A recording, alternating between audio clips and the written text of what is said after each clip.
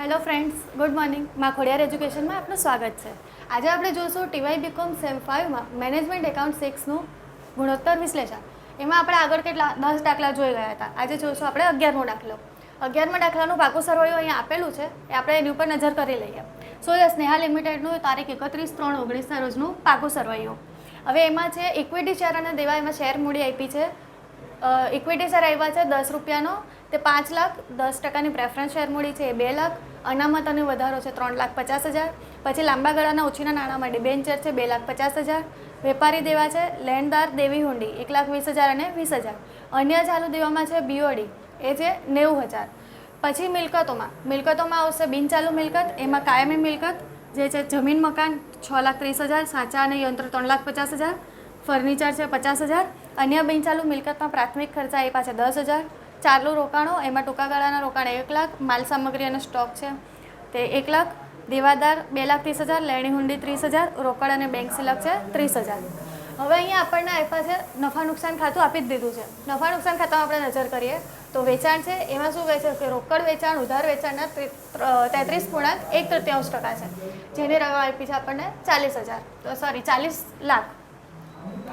એના પછી છે વેચેલ માલની પડતર 28 લાખ. કાચો નફો આપ્યો છે, ચોખ્ખો નફો આપ્યો છે. એ કયો આપ્યો છે? વ્યાજ અને કરવેરા પહેલાંનો આપ્યો છે. એના પછી ડિબેન્ચરનું વ્યાજ માઇનસ કર્યું છે, પછી કરવેરા માઇનસ કર્યા એટલે આપણને શું મળ્યું? વ્યાજ અને કરવેરા બાદનો પછીનો ચોખ્ખો નફો. બરાબર, આ આપણને રકમ આપી જ દીધું છે, એટલે હવે આપણે ડાયરેક્ટ આમાં રકમ જ મૂકવાની રહેશે. પછી શું આપ્યું છે? ઉધાર ખરીદી આપી છે 27,50,000ની. શરૂઆતનો સ્ટોક આપ્યો છે 1,50,000. બરાબર, અને આપણે 7 ગુણોત્તર શોધવાના છે. હવે આપણે શરૂ કરીએ પહેલે આ વેચાણથી. વેચાણમાં આપણે શું કીધું છે કે રોકડ વેચાણ છે ઉધાર વેચાણના 33.1/3%. હવે ખબર છે ને, આપણે ના, પર, કરતા એની પહેલાં જે શબ્દ હોય ને એને આપણે ધારી લેવાનો. એની પહેલાં કયો શબ્દ છે? ઉધાર વેચાણ. બરાબર, ઉધાર વેચાણ આપણે ધારવાનું છે, તો લખવાનું ધારો કે ઉધાર વેચાણ બરાબર 90. બરાબર, આ પૂર્ણાંકમાં આપ્યું છે ને એટલે આપણે અહીંયા 90 ધારવાનું. અહીંયા જો આપણને 30% આપ્યું હોય, 20% આપ્યું હોય, 25% આપ્યું હોય ને તો આપણે 100 ધારવાના. બરાબર, અહીંયા આપણે 90 ધારશું. પ્લસ રોકડ વેચાણ કેટલું? 90ના કેટલા છે? 1/3%. એટલે કેટલા આવશે? 30. અહીંયા આવશે 120. બરાબર, આ 120 હવે આપણે પદ માંડવાનું. 120 છે 90 માટે કેટલા આપ્યા છે? 40 લાખે કેટલા?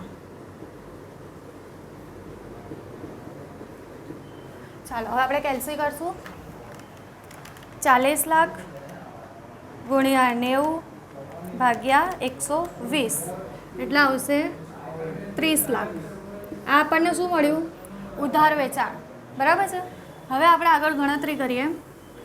કઈ કરીએ? હવે સ્ટોક આપ્યો છે આપણને, જો શરૂઆતનો સ્ટોક અને આખર સ્ટોક બંને પરથી શું મળે આપણને? સરેરાશ સ્ટોક મળી જાય. તો એ શોધશું. સરેરાશ સ્ટોક બરાબર શરૂનો સ્ટોક પ્લસ આખર સ્ટોક ભાગ્યા 2. શરૂનો સ્ટોક કેટલો આપ્યો છે? 1,50,000 પ્લસ આખર સ્ટોક આપણને આપ્યો છે 1 લાખ ભાગ્યા 2. એટલે કરશું 1,50,000 પ્લસ 1 લાખ ભાગ્યા 2 મળે 1,25,000. આ આપણને મળી ગયો સરેરાશ સ્ટોક. હવે આપણે આગળ ગણતરી કરશું પહેલા દાખલાથી. હવે પહેલું છે ચાલુ ગુણોત્તર. ચાલુ ગુણોત્તર બરાબર ચાલુ મિલકતો છેદમાં ચાલુ દેવા. ચાલુ મિલકત આપણે કેટલી છે? ટોટલ બધી ચાલુ મિલકતનો પ્લસ કરી દેવાનો. ટૂંકા ગાળાના રોકાણ, સ્ટોક, દેવાદાર, લેણી હુંડી, રોકડ અને બેંક સિલક આ બધાને પ્લસ કરી દેવાની. ચાલો કરીએ. Plus 1 lakh plus 1 lakh plus 2,30,000 plus 30,000 plus 30,000 આવ્યા 4,90,000 ભાગ્યા ચાલુ દેવા. ચાલુ દેવા કેટલા છે? લેણદાર, દેવી હુંડી અને બેંક ઓવરડ્રાફ્ટ 1,20,000 પ્લસ 20,000 પ્લસ 90,000 એટલા આવશે 2,30,000. એનો જવાબ આપણે કરીએ 4,90,000 ભાગ્યા 2,30,000 એટલે આવશે 2.13:1. ચાલો સમજાયું. હવે બીજું પ્રવાહી ગુણોત્તર. પ્રવાહી ગુણોત્તર બરાબર પ્રવાહી મિલકત છેદમાં ચાલુ દેવા. ચાલો હવે પ્રવાહી મિલકતનું સૂત્ર શું આવે? જે ચાલુ મિલકત છે ને એ ચાલુ મિલકત બધી જ લેવાની, એમાંથી શું માઇનસ કરવાનું? સ્ટોક. એટલે એમાં સ્ટોક આવે નહીં. ચાલો ચાલુ મિલકતોમાં સ્ટોક નથી લેવાના, એટલે 1 લાખ નથી લેવાના, એના સિવાયના બધા પ્લસ કરી દઈશું. 1 લાખ પ્લસ 2,30,000 પ્લસ 30,000 પ્લસ 30,000 એટલે આવશે 3,90,000 છેદમાં ચાલુ દેવા આપણે ઉપર શોધ્યા 2,30,000. ચાલો 3,90,000 ભાગ્યા 2,30,000 એટલે આવશે 1.69:1. ચાલો હવે ત્રીજું ચોખ્ખા નફાનો ગુણોત્તર. શું? ચોખ્ખા નફાનો ગુણોત્તર બરાબર વ્યાજ અને કરવેરા બાદ પછીનો ચોખ્ખો નફો છેદમાં વેચાણ ગુણ્યા 100. બરાબર છે. ચાલો હવે આપણે કરશું એમાં રકમ મૂકશું. વ્યાજ અને કરવેરા બાદ પછીનો ચોખ્ખો નફો શું છે? આપણે રકમમાં આપી જ દીધો છે 2,12,500 છેદમાં આવશે વેચાણ. વેચાણ કેટલું આપ્યું છે આપણને? 40 લાખ. બરાબર 40 લાખ ગુણ્યા 100. હવે આપણે કેલ્સી કરશું. 2,12,000 ભાગ્યા 40 લાખ ગુણ્યા 100 5.3%. બરાબર છે. હવે ચોથું સ્ટોક ચલન દર. હવે સ્ટોક ચલન દરનું સૂત્ર શું આવશે? બરાબર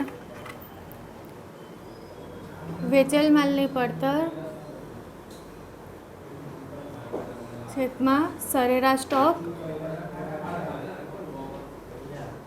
વેચેલ માલની પડતર આપણને કેટલી આપી છે?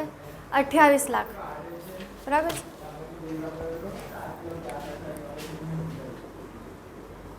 ભાગ્યા સરેરાશ સ્ટોક આપણે શોધી લીધો 1,25,000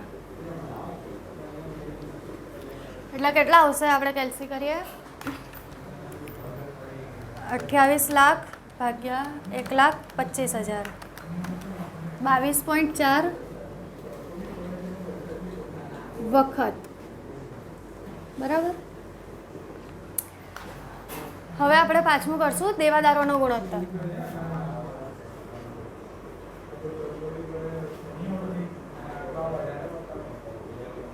તો દેવાદાર પ્લસ લેણી હુંડી છેદમાં ઉધાર વેચાણ ગુણ્યા વર્ષના કામકાજના દિવસો. દેવાદાર અને લેણી હુંડી આપણને રકમમાં કેટલી આપી છે? 2,30,000 અને 30,000.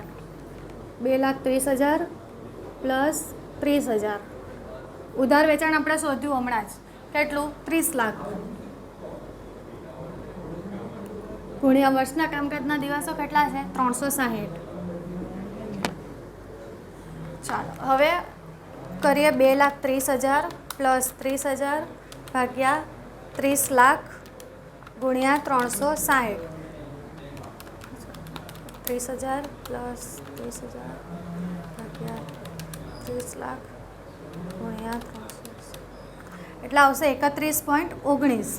એટલે આપણે કેટલા દિવસ થાય? 31 દિવસો એમ કહી શકીએ આપણે કે 31 દિવસો થાય. ચાલો હવે દેવાદાર થઈ ગયા. એના પછી છે લેણદારનો ગુણોત્તર.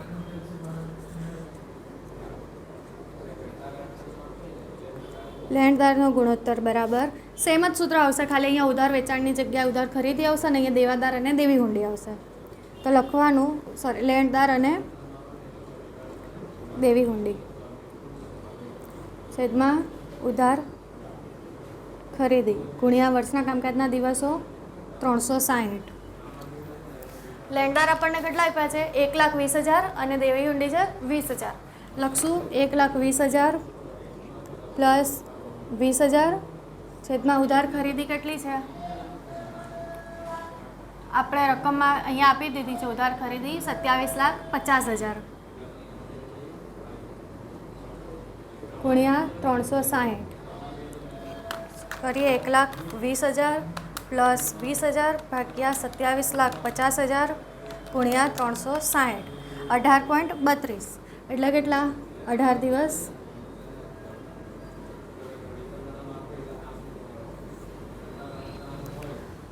અને છેલ્લું આપણે કરશું રોકાયેલી મૂડી પર વળતરનો દર. લખીએ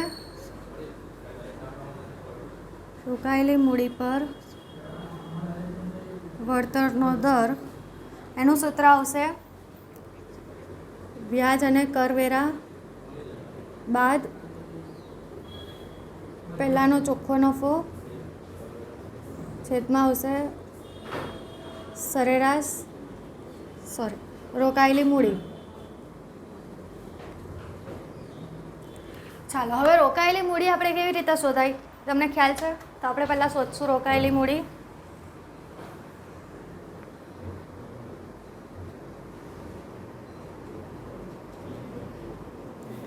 એનું સૂત્ર શું છે? શેર મૂડી પ્લસ અનામત અને વધારો પ્લસ લાંબા ગાળાના ઓછીના નાણાં માઇનસ અવાસ્તવિક મિલકત. અવાસ્તવિક મિલકત કઈ કહેવાય? જે અન્ય બિન ચાલુ મિલકત. એમાં શું આવે? પ્રાથમિક ખર્ચા એને અવાસ્તવિક મિલકત કહેવાય. એટલે આપણે પ્લસ અને માઇનસ કરીશું.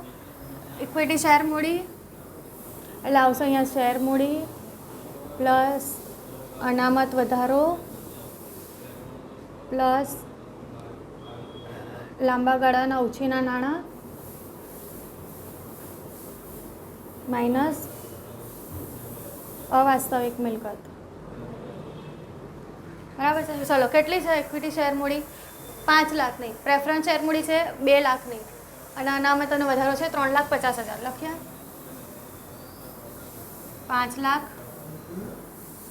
પ્લસ જો શેર મૂડી છે ને ઇક્વિટી શેર અને પ્રેફરન્સ શેર મૂડી બંને એમાં પ્લસ થઈ જાય એટલે આપણે અહીંયા લખી દઈશું ડાયરેક્ટ જ 5 લાખ અને 2 લાખ એટલે આવશે 7 લાખ. પછી અનામત અને વધારો છે. અનામત અને વધારો કેટલો આપ્યો છે આપણને? 3,50,000 પ્લસ લાંબા ગાળાના ઓછીના નાણાં છે 10% ડિબેન્ચર આપ્યા છે એ આવશે 2,50,000 માઇનસ અવાસ્તવિક મિલકત. અવાસ્તવિક મિલકત એટલે અન્ય બિનચાલુ મિલકત એટલે 10,000 રૂપિયા. ચાલો 7 લાખ પ્લસ 3,50,000 પ્લસ 2,50,000 માઇનસ 10,000 એટલે આવશે 12,90,000.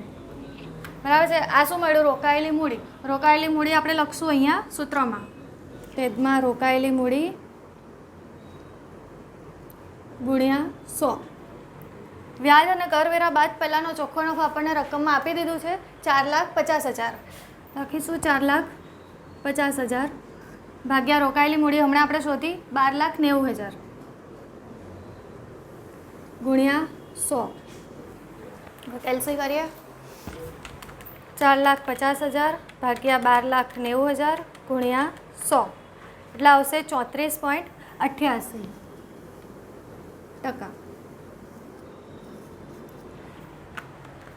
ચાલો અહીંયા આપણો થયો દાખલો કમ્પ્લીટ. હવે મળશું આપણે આગળના દાખલામાં. ત્યાં સુધી બાય બાય.